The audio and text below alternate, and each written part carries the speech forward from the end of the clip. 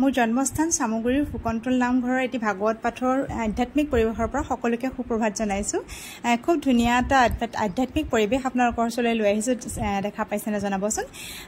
দেখিলে মনটো ভৰি যোৱা এটা খুব সুন্দৰ অনুষ্ঠান। আৰু এয়া হৈছে নামঘৰৰ দৃশ্য সন্মুখৰ ভাগৰ, আৰু ভাগৱত পাঠ হৈ আছিলে। তাতে ইয়াত এজন সত্ৰাধিকাৰ আহিছিলে, তেখেতক আদৰণি জনাইছিলে সকলো ধৰ্মপ্ৰাণ ৰাইজে, নামঘৰৰ মহিলাসকলে মিলি পেলাই। আৰু আমি ঠিক সেই সময়তে গৈ পাইছিলোঁ নামঘৰৰ ভাগৱত পাঠলৈ বন্তি গছি আগবঢ়াম বুলি। আৰু খুব সুন্দৰ সময়ছোৱাত আমি গৈ পেলাই উপস্থিত হ'লোগৈ মান্না আৰু মই। সঁচাকৈ নিজকে বৰ ভাল লাগিছে। আৰু যিহেতু নিজৰ জন্মস্থানৰ এনেকুৱা কিছুমান পৰিৱেশ হ'লে যেতিয়া আমাক সকলোৱে আদৰেৰে নিমন্ত্ৰণ জনায় বা মাতে বা নিজেও যাওঁ গম পালে খুব ভাল লাগে। সেই মৰম, সেই আন্তৰিকতা আজিও আমাৰ সেই নিজৰ জন্মস্থানখনত আছে। সকলোৱে আমাক সেই একেখিনি আগৰ দৰে মৰম কৰে। তো ভাল লাগে এনেকুৱা অনুষ্ঠানবিলাকক আমাক সদায় মাতেই নাপাহৰে তেওঁলোকে আমাক আমন্ত্ৰণ জনাবলৈ। তো সেইকাৰণে আমি দুয়োজনী গৈছিলোঁ, মান্না আৰু মই। ইয়াত দেখিছে মামাৰ লগত মান্নাই কথা পাতি আছে।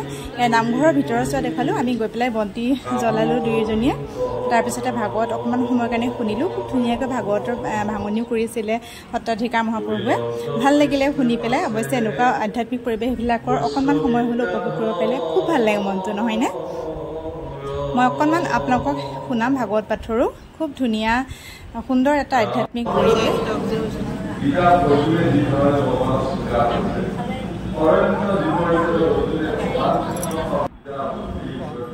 এয়া হৈছিলে ভাগৱত ভাঙনি কৰি আছিলে প্ৰভুৱে। তো ভাল লাগিলে শুনি পেলাই। আৰু বহুত দেৰিও অৱশ্যে থাকিব নোৱাৰিলোঁ, সময় যিহেতু বহুত অলপ পলমেই হৈছিলে, আমি যাওঁতে ৰাতি হৈছিলে। তো যিমানখিনি সময় পাৰোঁ খুব সুন্দৰকৈ তাতে আমি উপভোগ কৰিলোঁ, ভাল লাগিলে। আৰু আত্মীয়খিনিক তাতেই নামঘৰতেই লগ পালোঁ। তো সকলো নিজৰ খুৰা, বৰ্তা, বৰমা বা মামা, মামী এনেকৈ সকলোকে লগ পালোঁ, ভাল লাগিলে। সকলোৰে মৰম চেনেহ পাই অকণমান সময় এয়া আমাৰ মামীহঁত আছিলে, বৌ আছিলে, মাহী আছিলে, সকলোকে লগ পালোঁ নামঘৰতে। মামাক এজন আছিলে, দাদা আছিলে, সকলো লগতে অকণমান সময় খুব সুন্দৰকৈ পাৰ কৰিলোঁ। আৰু তাৰ মাজতে মামীয়ে আমাক লুচি চাহ খোৱালে, বিস্কুট চাহ খোৱালে। এয়া মোৰ মামী হয়। ভাল লাগিলে, খুব ভাল লাগিলে গৈ পেলাই।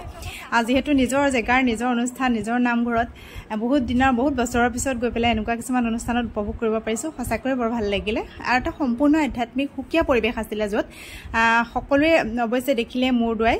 নামঘৰ ভাগটো ক'বই নালাগে, বিৰাট ধুনীয়া এটা পৰিৱেশ। সঁচাকৈ খুব ভাল লাগিলে গৈ। আশা কৰোঁ ভগৱন্তে সকলো কেনেকৈ কুশলে মংগলে ৰাখক, অনাগত দিনতো যাতে আমি এনেকৈয়ে তাত উপস্থিত হৈ সেৱা কৰিব পাৰোঁ। সেই ধৰ্ম কাৰ্য, ভক্তি কাৰ্য সঞ্চিত হৈ নাথাকে।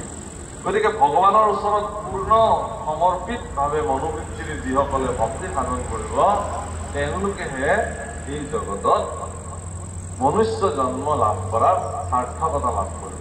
সেই প্ৰভুসকল নন্দক যেতিয়া কালত ৰাখে, অজগৰে যেতিয়া গিলিছে, গোপসকলেও যদিও তেওঁক তাৰ পৰা বচাবৰ কাৰণে যত্ন কৰিছে, তেওঁলোকে জানে যে আমি যদিও যত্ন কৰিছোঁ কালৰ গ্ৰাহৰ পৰা মুক্ত কৰিবৰ কাৰণে, এই প্ৰয়াস অনৰ্থক।